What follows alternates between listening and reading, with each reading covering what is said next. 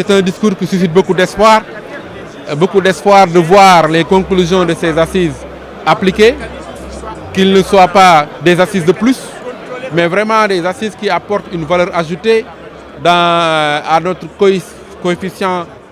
judiciaire, du système judiciaire, que ce ne soit pas des assises donc de plus. Alors, et que donc ces assises soient appliquées, les conclusions de ces assises soient appliquées. Et entre autres donc attentes de plus, c'est aussi qu'il y ait une nette séparation des pouvoirs, que ce soit vraiment une séparation effective et claire des pouvoirs, mais aussi un équilibre au sein même des pouvoirs au niveau de la justice. Que le procureur ne soit plus un homme surdimensionné qui a tous les pouvoirs, qu'il y ait un juge de liberté par exemple pour équilibrer les pouvoirs au sein de la justice. Mais aussi que tous les articles qui sont liberticides, tous les articles qui restreignent bien les libertés soient revus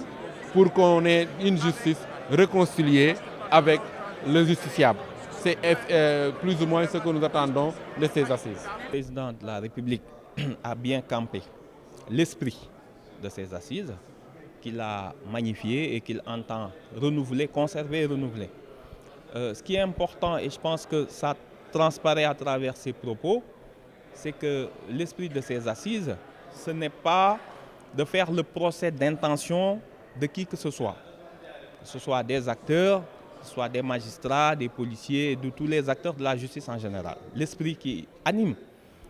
ces assises, c'est d'essayer de voir ensemble, collectivement, constater d'abord les dysfonctionnements, tomber d'accord sur ces dysfonctionnements et surtout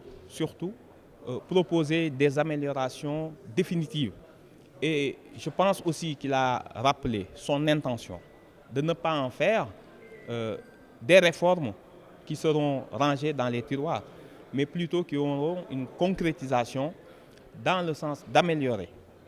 le service public de la justice, mais surtout de rétablir la confiance des citoyens vis-à-vis d'une institution qui est l'un des piliers essentiels du pays, de sa stabilité et même de son développement économique.